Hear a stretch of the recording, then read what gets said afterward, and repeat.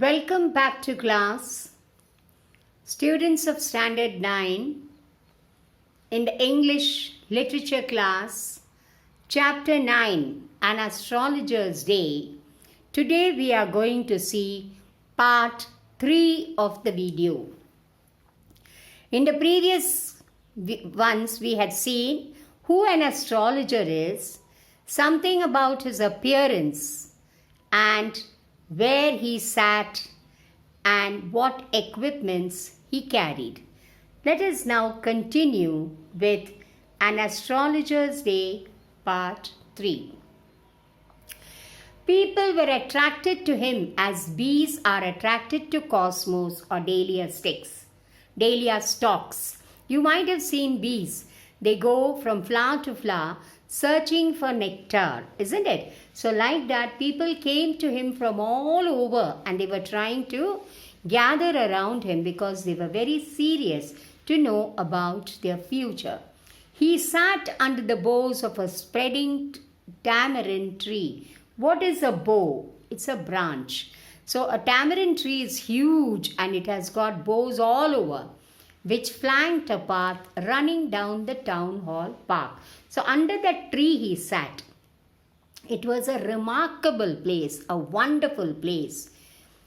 In many ways, a surging crowd was always moving up and down this narrow road morning till night. So the road there was narrow, huge tamarind tree with a lot of branches spreading there. He sat under the tree. It was a beautiful spot because people kept moving up and down. There was a continuous increase and decrease in the crowd. There was a floating crowd all the time over there.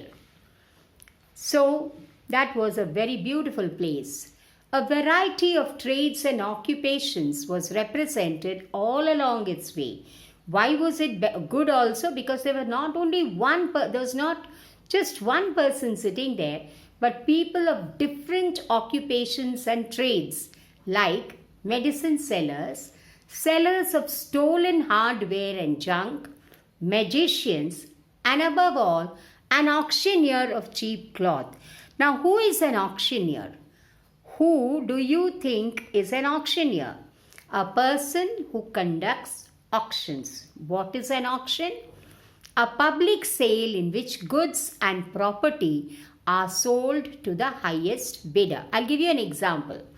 For example, I want to sell a nice fountain pen of mine.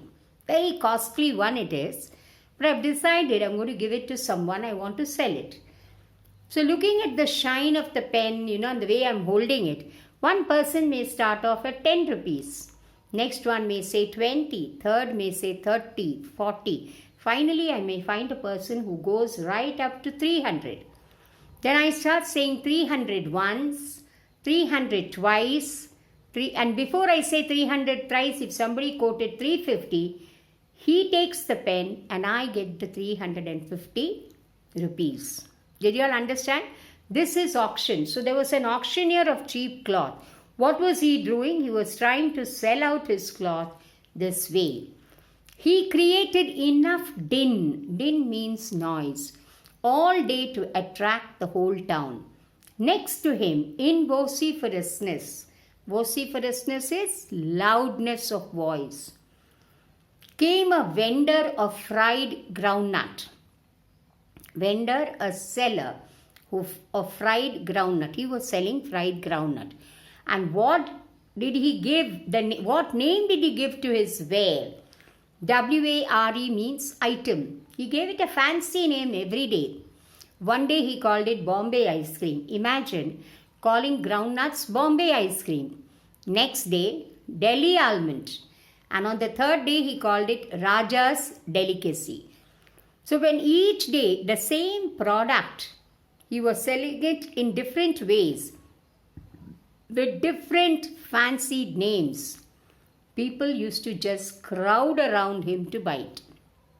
And a considerable portion of this crowd dallied, were nearly in front of, dallied means hung around, in front of this astrologer too.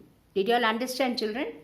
The astrologer transacted his business by the light of a flare. Now, vociferousness means loudness. Alright, so let's see what happened.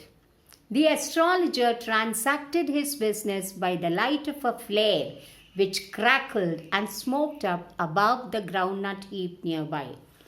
So what is groundnut vendor's job? He has to roast the groundnut. So there has to be an open fire there. That's a flare. Half the enchantment, the beauty of the place, half the enchantment of the place was due to the fact that it did not have the benefit of municipal lighting. There was no municipal lighting. The place was lit up by shop lights. Alright? Shops had lights and that's how it got lit. One or two had hissing gas lights. There's that sound that comes, no?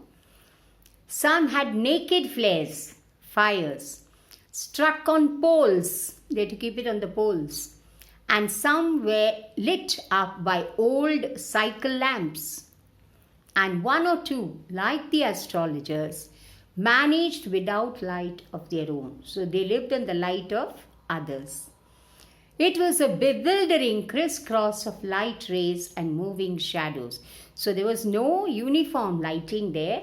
There were some gas lights or shop lights or, lights lit up by old cycle lamps. Okay, and many of them, a few of them rather, like the astrologer as well as some others, they lived on the light. They did their business with the light of the others. So there was a bewildering crisscross of light rays and moving shadow. Bewildering means, what is bewildering? Confusing. Transacted business carried out. Enchantment is charm. And bewildering is confusing. Have you understood, children? This suited the astrologer very well for the simple reason that he had not in the least intended to be an astrologer when he began life, and he knew no more of what was going to happen to others than he knew what was going to happen to himself the next minute. So he was a funny astrologer. He never knew what would happen in his life next minute. So what could he tell the others? He was so naive. He had not learned anything about astrology. He had no ideas of doing this. But this is where he landed himself. Yet he said things which pleased and astonished everyone. That was more a matter of study. Now what he did was due to practice, listening to all their problems, and once he gave one solution and they said, yes, it's perfect, it worked. Now he used that for the next person. And like the constant study, practice and clever guesswork made him a good astrologer. And was he a true astrologer? No, not the one who had studied.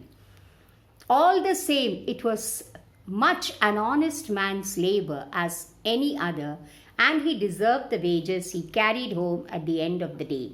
So he was innocent. He never knew anything about astrology. What is going to happen to him the next minute he did not know.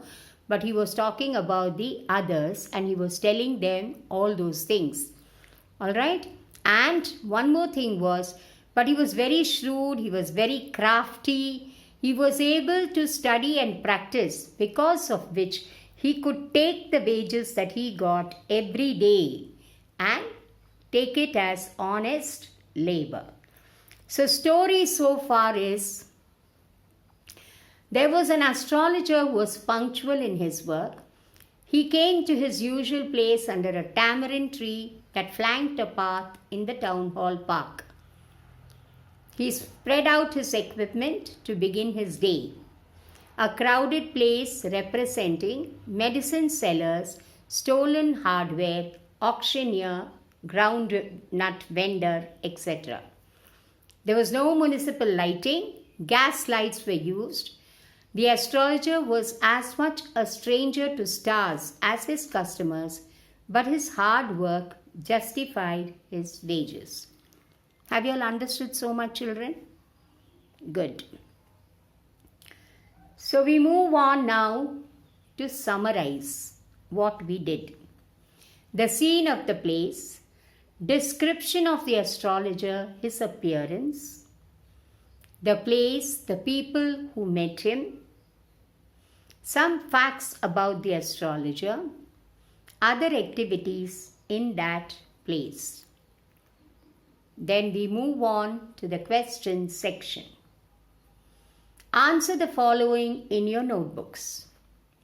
Describe the place where the astrologer worked. Here, worked is not going to the field and working. He did his business.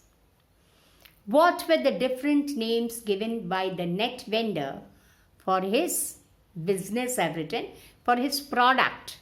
For his product. What kind of a life would the astrologer have led in his own village? Suppose he did not come here as an astrologer, what would have happened to him? Give the meanings for the following. Vociferousness, half with size, prophetic, enhance, bewildered. Thank you, students.